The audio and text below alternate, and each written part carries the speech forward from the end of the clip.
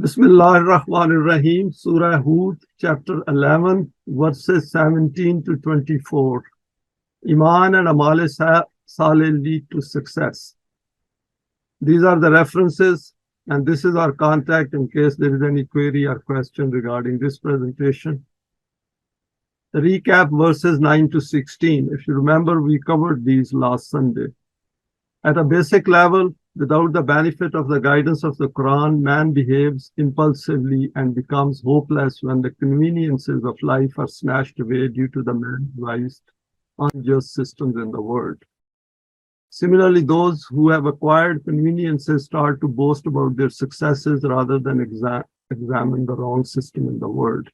We covered this aspect in some detail, that human beings become hopeless very quickly.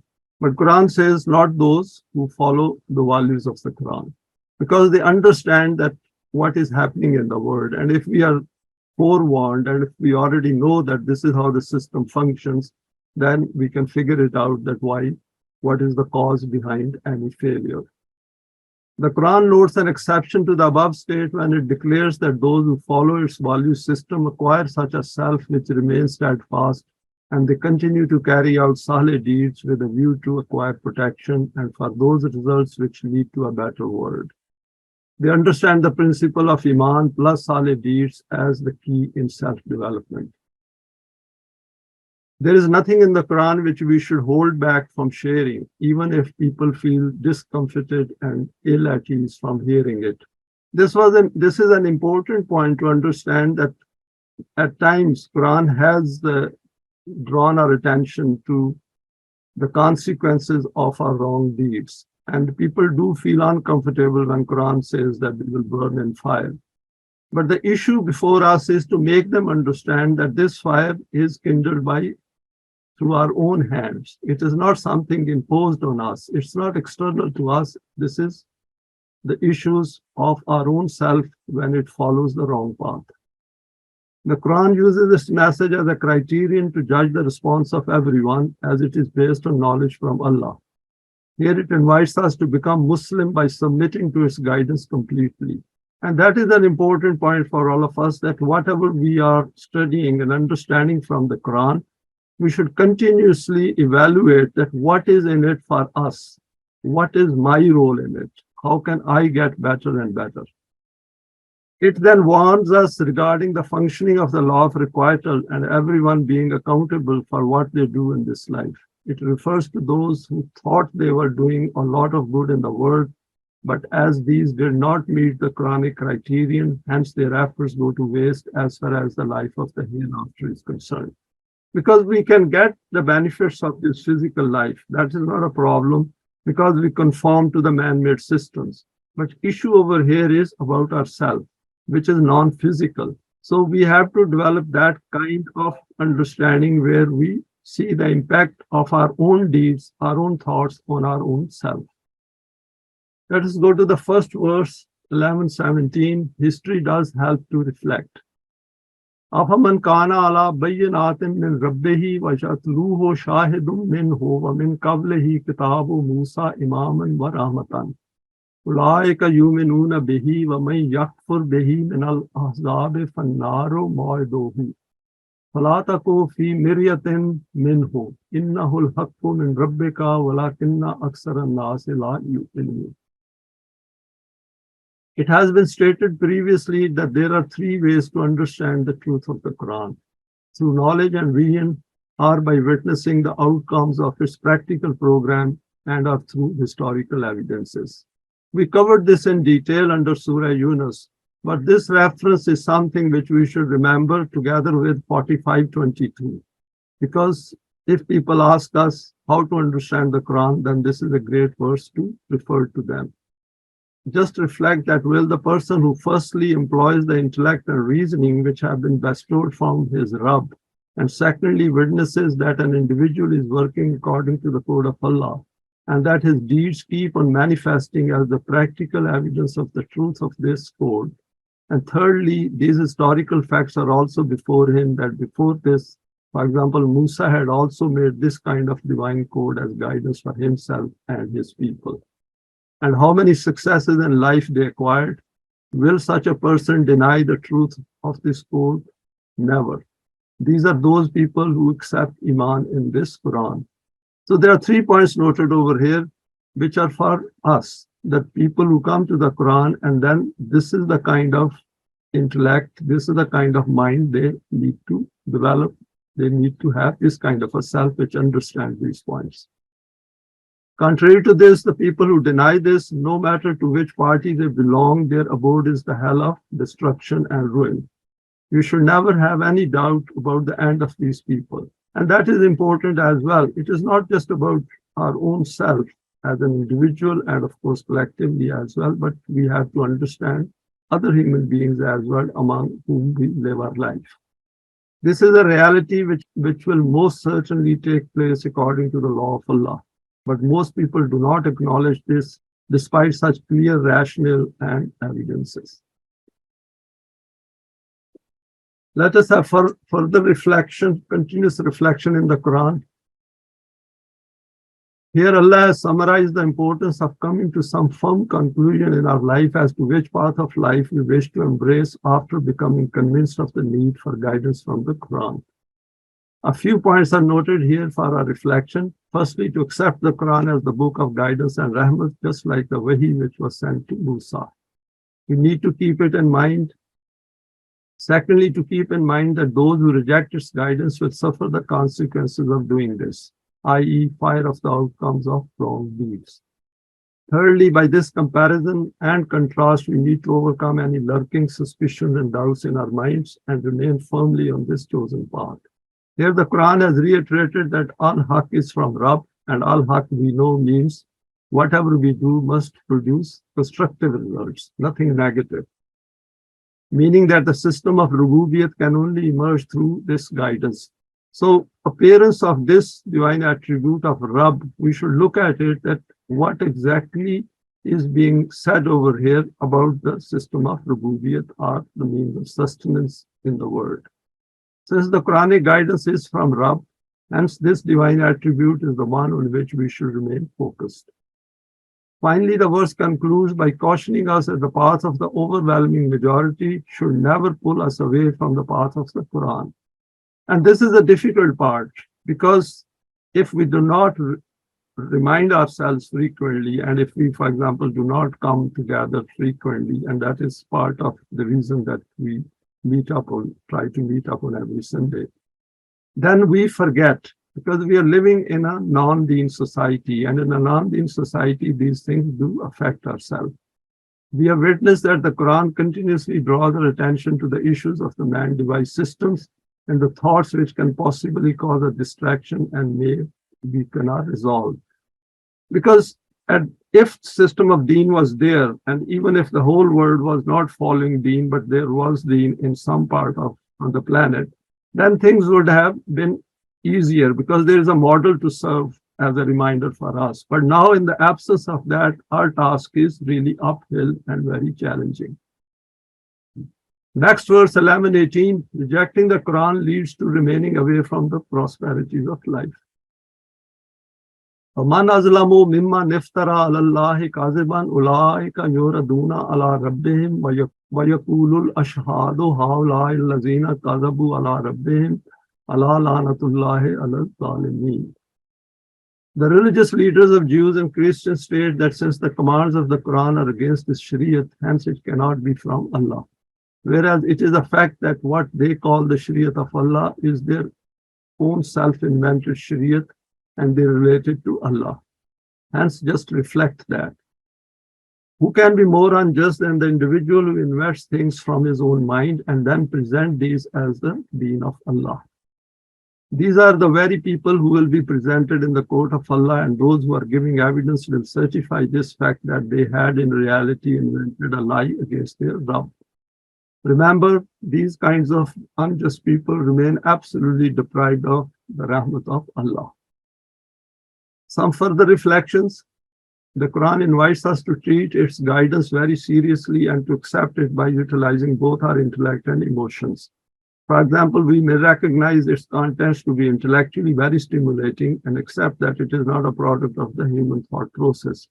But we may decide that I do not wish to bring my own conduct and behavior in line with its teaching. And this is an observed phenomenon. We witness this in the world that people do come to the Quran. For example, there are numerous videos on YouTube where people keep praising one aspect of the Quran or another. And this includes non-Muslims as well. But they do not come to the Quran. And that is the point which we need to keep in mind. Or it may never cross our mind that we need guidance in this world and we remain quite content with the way our life is being lived. We see such examples all across the world. Because human beings think that they are going to be in this life forever. And this is actually a state of ourself where man thinks that he's not going to die because we always feel very young, even in our old age. And the reason is because it is related to our self. Here the Quran has cautioned those who wish to work towards the system of deen and are striving hard to acquire a self which is based on Eimaan and Saleh deeds to observe carefully the domain of the religious clergy and its techniques of exploiting the Quranic teachings. Inventing a lie against Allah can take various forms, for example, giving selective meanings to the verses. Because if people are not serious, then they do not keep this in mind that this book is from Allah and we are accountable for whatever we do in this life. So if our belief system is wrong, then we are going to suffer and we are not going to have a self which can meet the criterion of the hereafter. They quote verses out of context. The whole literature of hadith is an invention to mislead the masses, intermixing the Quran with hadith, declaring some verses as being cancelled, wrong interpretations which are not in line with the context of deen. We as students of the Quran should keep in mind that we have to be very precise and focused on whatever we are learning from the Quran and do not bring in our own thoughts, our own desires into it. Do not contaminate it with our own emotions. We have to be extremely objective. Continuing, the students of the Quran need to apprise themselves with the psyche operating behind this kind of behavior, because only then can verses like this help to understand the world of religions. The human mind cannot remain unoccupied or idle, because a vacuum cannot exist in nature and becomes filled up with all kinds of thoughts, beliefs, opinions, ideas, experiences, concepts, perceptions, etc. We have seen that in the physical world, wherever there is a vacuum, the winds come in and as a result fill up the gap. Same is true of our mind as well. And we can try it and see that if our mind, whatever is residing within our mind, we should analyze that and see what is there which is not required to be there. The treatment for this is proffered by the Quran. There is no ilah but Allah. And this is what it means, that there is no ilah, there is no other God, and we should not have that. And our model should be Allah in relation to the concept given in the Quran. Eimaan means that our mind is occupied by that concept of Allah which is explained in the Quran. If this concept is not there in precise terms, then we will have a contaminated mind. The more the contamination which occupies our mind, the more of a non-serious life we will live. So that is the point which Quran is making, that whatever is in your mind, you should develop that kind of higher consciousness where you should be aware of it. In the absence of the Quranic concept of Allah, people simply cannot be serious about the Quran to the same extent to which a Mu'min and Muslim will be. Someone who is not being serious about the Quran will not be taking its teachings and guidance seriously and hence will use it for his vested interests. We can easily observe examples of this in the world of ours. And we have seen, for example, in Surah Taha, Musa was warned that do not have those people in your company who are going to slow you down because of their own contaminated thinking. The issue before us is how to deal with them. The verse presents the solution as well when it states that the law of requital takes care of such people, so warn them and keep pursuing your own aim of life, i.e. the Quran. Continuing the same verse, while this process of accountability is taking place slowly and surely, we need to act as witnesses, i.e. to learn about them in order to be aware of their tactics and their strategy of misguiding others. We cannot just sit back and say, it is not my problem, it is not my business. And we have that kind of a thought when we are going through the Quran. And that is something which has to be eliminated, that it is something we need to understand. Since these people become a hindrance in the path of the system of Rububiyat, hence we need to apprise others, i.e. those who are prepared to hear about the Quranic value system. The Quran informs us that as the message gradually spreads, more and more people will move away from them and will counter these religious clerics. This will occur through rational reasoning and a change in the world environment. And we have seen that in the secular world, where people are less religious, these things are having the impacts taken away. But those parts of the world where religion is still in place and people do have these kind of belief system, they are intellectually backward as well. And that is something which we should keep in mind. The verse is concluded by the declaration, Allah lanatullahi ala zalimeen. So the word lanat over here does not mean curse. What it means is that something from which we cannot draw benefits. The path of theirs will take them away from the benefits of this life as well as of the hereafter. The term lanat does not mean curse, means to remain away from the pleasantries of life, that is the consequences of the wrong path. We can witness this state through the low level of intellectual reasoning which exists within the religious domain, i.e. unable to make use of their cognitive potentials within the man-device systems.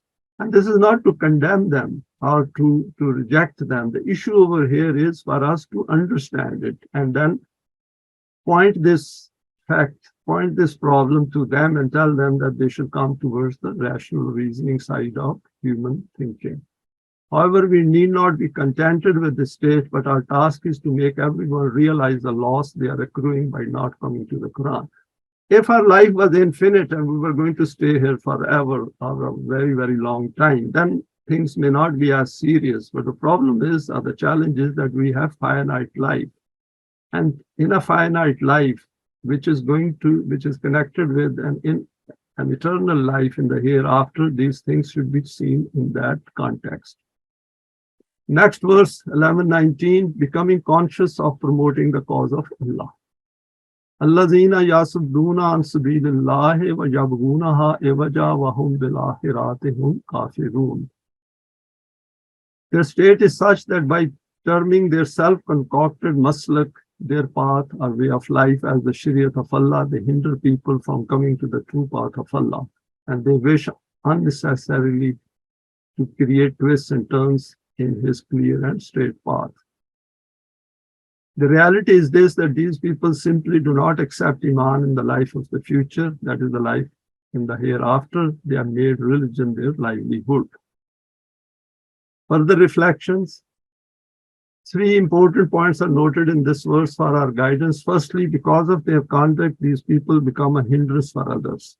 And as a result, people think that all these religious practices will help them to obtain salvation. For example, these help to please Allah. These hindrances come in all kinds of shapes and forms. For example, not informing people about the law of requital and telling them that deeds have no importance in this life. It all depends on the pleasure of Allah. And this is a terrible concept because the way we think and the way we act affects our outer world. So people, for example, when they complain about the state of affairs in the world, then we should draw their attention to the Quran and say, here is a system which is better than the man-made system. Secondly, mixing up the Quran with other man-made teachings and in this way not letting people question things rationally. And we see this state that a lot of practices, ritual practices, are done in the name of deen.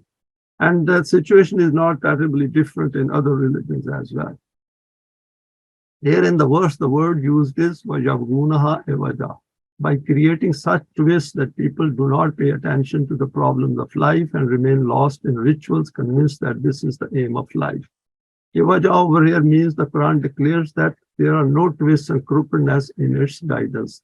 That is, Quran is a simple, straightforward message. And if we do not bring in our own desires and emotions into it, then it makes itself very perspicuous. It is simple and straightforward for those who are looking for it. Those who are not will find all kinds of doubts, contradictions, and issues with it. Thirdly, it tells us that such people in reality do not think that human life continues beyond physical death. And that is the crux of the issue, that human beings do not pause and reflect and think very seriously about the possibility that at some point they have to leave this life. And, and there is a life which is going to continue beyond this death at a self level. The people who display this kind of outlook and conduct deny the existence of the hereafter, which essentially means that they do not consider their own accountability. We can easily figure out this aspect from various religious beliefs prevalent throughout all religions of the world. These beliefs are the very reason which prevents people from coming to the Quran even after knowing about it.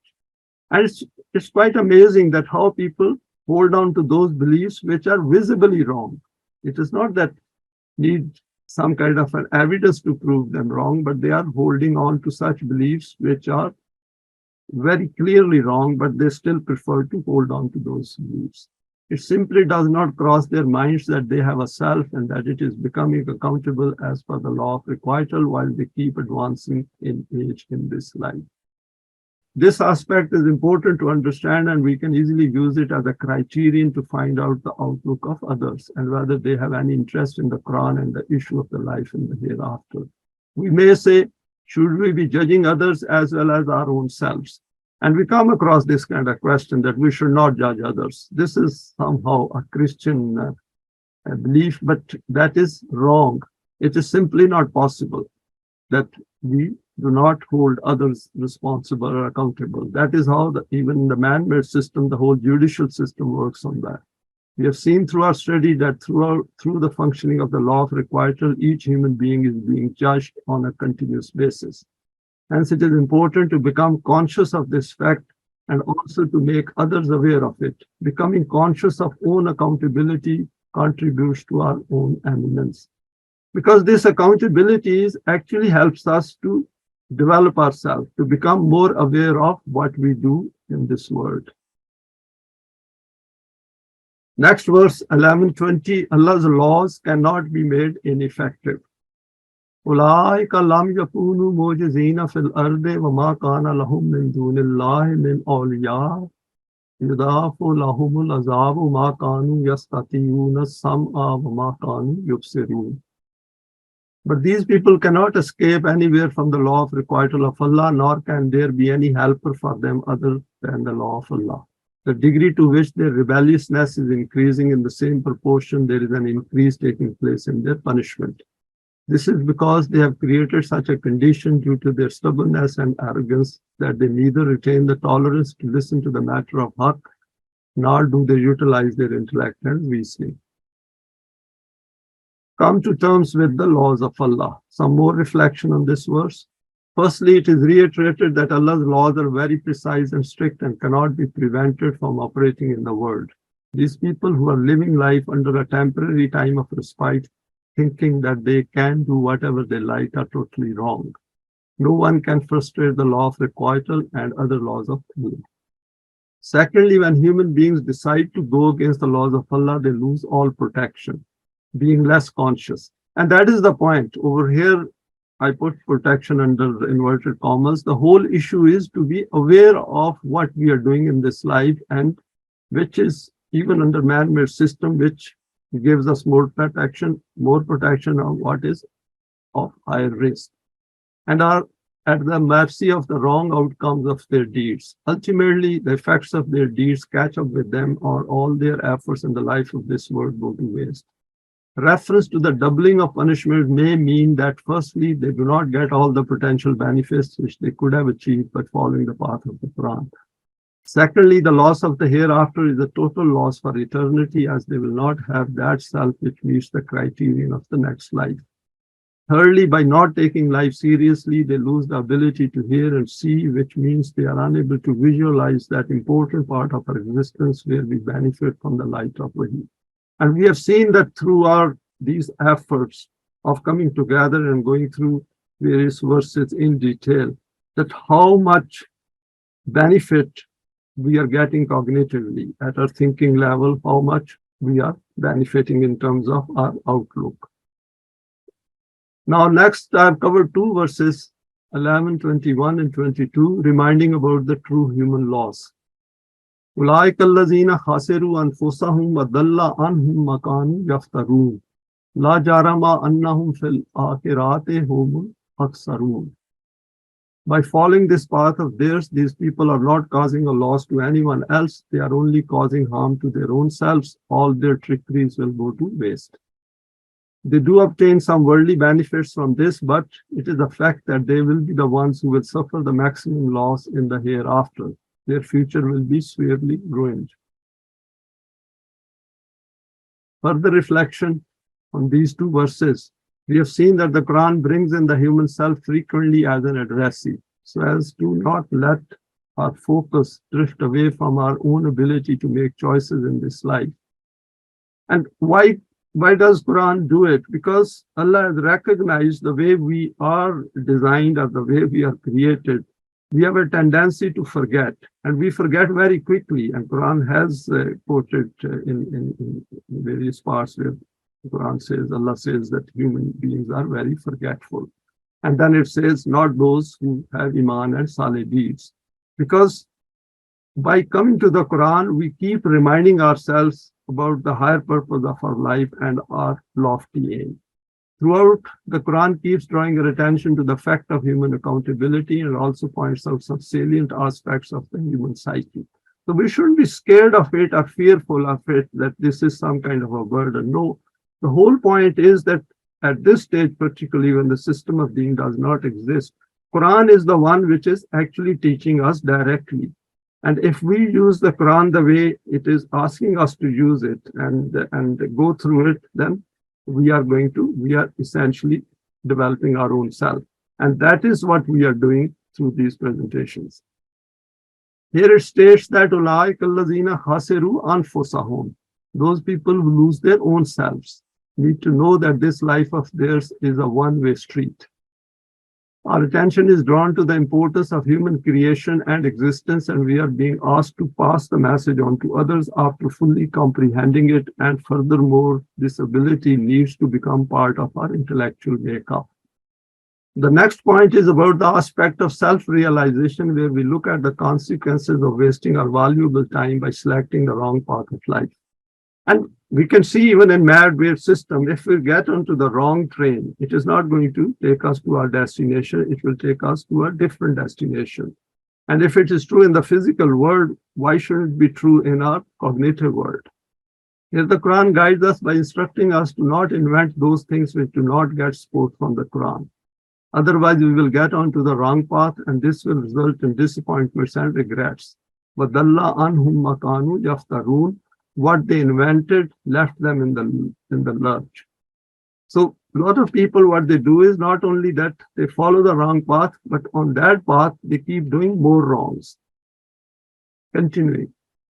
In the next verse, the Quran has declared affirmatively that there is no doubt in this, that the result of following wrong paths leads to undeveloped selves, i.e. those selves which fail to meet the criteria laid down by Allah.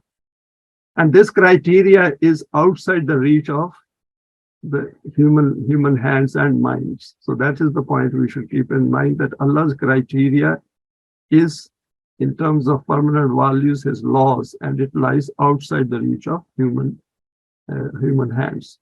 In relation to the perspective of the hereafter, we need to fully come to grips with this fact that as we live our life here, our self keeps transforming in direct proportion to the beliefs we hold dear to us, and the deeds we do under the influence of these very beliefs.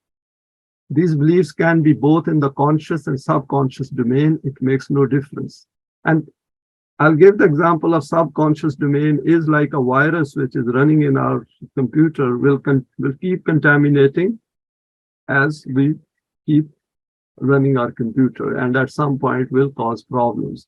So something like that, we should keep it in mind, that whatever we keep in our mind, it is going to affect the way our thinking works, and of course the thinking affects the way we live our life. It makes no difference.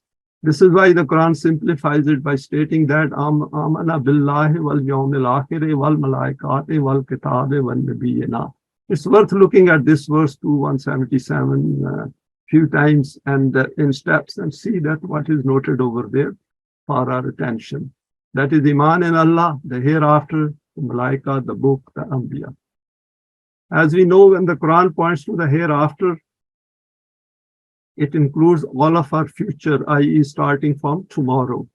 Here it is stated that fil akhirati humul aksarun.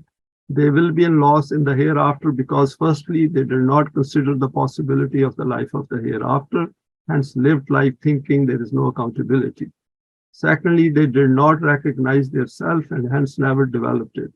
Thirdly, when the guidance of the pure Quran was presented to them, they never reflected on it and rejected it as it went against their desires. This point we have discussed previously as well, that even if message hasn't gone to certain people, but they have to be looking for guidance, because when people look for guidance, then they do come across in today's world, for example, with so much communication and social media, they will come across somewhere some word, some sentence by someone, and which should create some interest, and they can come to the Quran. 1123, next verse, formula of Iman plus Saleh deeds. إن الذين آمنوا وعملوا الصالحات وأخبتوا إلى ربهم أولئك أصحاب الجنة هم فيها خالدون. In contrast to them, those people who have Iman in the truth of the word of Allah and they're acting on this program which develops their potentials and resolves the problematic issues of human life, and in this way they bow down their head in practical terms before the laws of their Rabb. These are the very people who will be able to embrace the eternal prosperities and pleasantries of life. We know that when Quran brings before us some negative aspects of human beings, it also brings forward the solution to that and the positive aspect. And Iman and Amal Saleh is throughout the Quran has mentioned as a simple direct recipe which when followed, we can not only understand the Quran, but we bring out our potentials which can help towards the establishment of the system of being. As we know, the Quran has frequently referred to the term Amanu wa amilu salihati and linked the development of the human self to this aspect.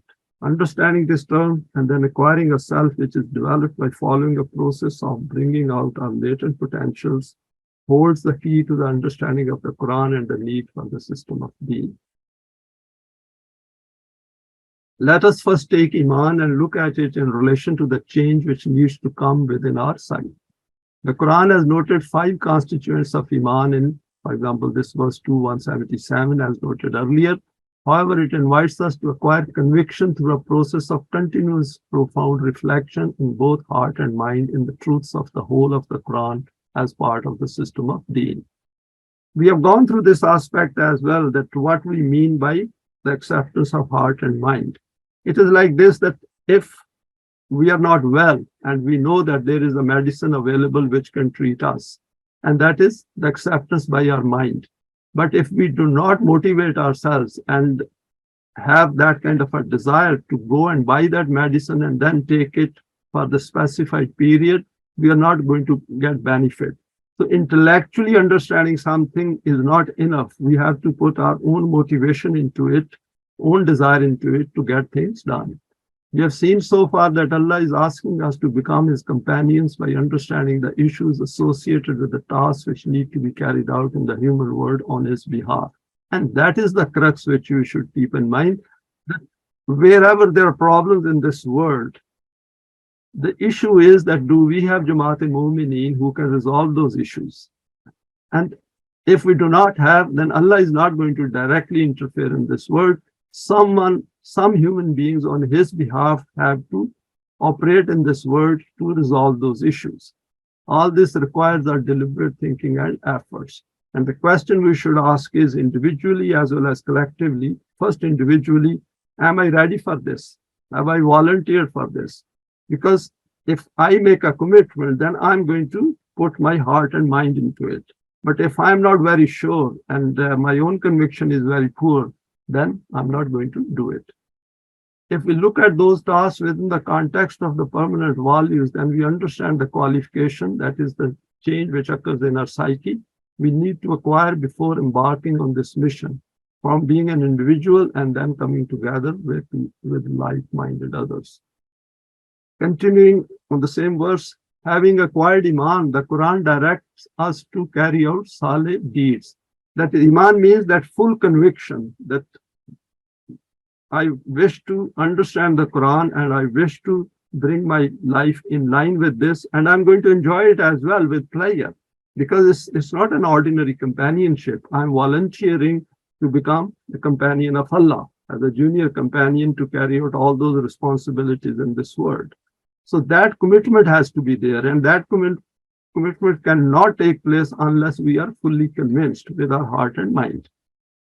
Having acquired Iman, the Quran directs us to carry out Saleh deeds so that we acquire those characteristics which help to acquire that self which is enabled to understand the system of Deen in its finer details, and then leads towards this objective willingly. On this path, it guides us by stating there is no compulsion in this striving and calls it Sirat-e-Mustaqim. And Saleh deeds are actually an evidence, a proof that our conviction, that is through Iman, is firmly in place. Since the aim of the Quran is to relieve mankind from all the chaos and conflicts of the man-devised systems, hence during the period when Deen is not yet established, it is inviting us to carry out all those deeds which help us to bring out our latent potentials through which we will turn ourselves into a model of Muttaqi. And that is another important point, is that we have latent potentials. We have countless latent potentials, and those latent potentials we can only bring out after we start doing Saleh deeds, because Saleh means that our abilities come out. And a lot of those abilities, we are not even aware of them. It is Quran which helps us to understand those and point towards those abilities. The deeds, for example, helping others, should not be carried out mechanically, but with a view to understanding the causes behind poverty, deprivation, slavery, injustice, tyranny, illiteracy, subjugation in the world. And when I say mechanically, means, for example, if we are helping others with a view to get a salvation as kind of a swab in the hereafter, that is a mechanical good deed. That will not develop ourselves. The Quranic Saleh deed is the one which helps us to understand that why this poverty is there in the first place. Who is causing that poverty? How can we relieve mankind from that kind of poverty? Why can't their needs be met? And I'll cover this aspect in some later presentation. It also means overcoming all those weaknesses which the Quran has noted within human psyche of those who do not possess Iman. For this, the Quran has asked us to figure out a detailed program of education, training, and self-development. Continuing further, in relation to وَأَخْبَتُوا إِلَىٰ رَبِّهِمْ, submitting to their Rabb, i.e. getting the maximum from the divine attribute of a Rabb, that is Rububiyyat, that is the Quranic system of sustenance, and this draws our focus to the system of Rububiyyat. We need to understand and then manifest this attribute through Saleh deeds. The next part of the verse takes us to the outcome of following this instruction of Allah and Rabb. Next comes the term Ulaika Ashabul Jannat. These mu'mineen will acquire ownership of Jannat. In other words, there are two aspects to be noted here. Firstly, in this worldly life, this will lead to establishing the system of Deen with all its benefits. Secondly, since by following this path we acquire a developed self, hence existence at that level becomes an evidence of this fact that it is for eternity. Hum fiha khalidun, live there for eternity. And I made a note here in relation to the hereafter, Jannat will be taken as a metaphor because it's non-physical. It is more related to the state of ourself. In relation to the development of the self, we need to continuously remind ourselves that whatever a self acquires as part of its qualification, no one can take it away as it defines our consciousness. For example, when we acquire a qualification, for example, even in man-made system, when we acquire a qualification, the education and training becomes part of our memory and our consciousness is fully aware of it. This becomes part of our sense of being and we cannot pass it on to anyone else. For example, whatever knowledge we are gaining through the teachings of the Quran, this becomes part of ourself and we cannot pass it on to others. We can tell others and it is their choice whether to accept it or not or make their own effort to understand it. So that is something which we should keep it in mind, that self becomes whatever efforts and experiences it gains as it lives its life.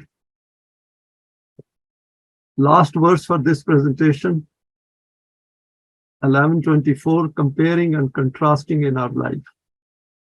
Matalul frikaine kal ama wal asamne wal basire was samiye hal yastaviyane matalan afala tazakkarun. The simile of these two groups is like one who is blind and deaf and the other seeing and hearing. Can the states of both these be equal? Even after this, do you not think and reflect as to which will be the correct path of life? Further reflections on this verse. The Quran has asked us to live our life at a very high level of cognitive discernment and to not merely live without noticing much around us and in the wider world. We need to become fully alive to the issues facing mankind in the world at every level. This is why it has even taught us to supplicate. And Quran says, Rabbi zidni ilman. And just note the supplication is to Rabb. Oh Rabb, increase, give me increase in knowledge. Meaning knowledge about the issues of Rububiyyat so that we come to grips with every possible aspect of Deen. And we have gone through this aspect in a presentation on the issue of supplication or dua, that when as mu'mineen we make a dua or a supplication to Allah, then also we should figure out how to go and accomplish it. We have to get up and do it. Allah is not going to do it directly. Supplication is a sort of our own desire, our own urge, our own need to get up and do it. And why do we supplicate? So that we get enough motivation within ourselves so that we put in full effort that we are going to do it because this is something we have volunteered to do. On our path of development of the self, we continuously check back with the previous state of ourself and then keep in view our present state. So it's a path on which we have to continuously take cognizance of our own state of development. It is not something we can do it blindly. That is why Quran says they see and they hear that what is going on within their own world. They have a very strong, very, very profound insight as well. We also keep our sight focused on the aim of Deen as a system and create sufficient motivation so that our efforts do not slow down. This also means that we look at the conduct of those who are contributing to injustices in the world. This is part of our learning about the human psyche and then comparing it with our own so that we can understand the clear difference which the Quranic guidance makes in the human self. And finally, the whole of this process of intense reflection and learning is termed as part of tazakkarun. This leads to acquiring higher eminence for ourselves, and this is the very purpose of the Quran. If we look at this verse, and it says that Quran is sent to us because so that we can think, reflect, and get maximum benefit out of it and use our intellect to expand the horizon of our own intellect. So Quran is a book really which is helping us to develop our own intellect. Thanks for your time and for sharing this today. Please feel free to share it with your contacts. You may like to subscribe for future talks related to the Quranic system of Deen. Thank you.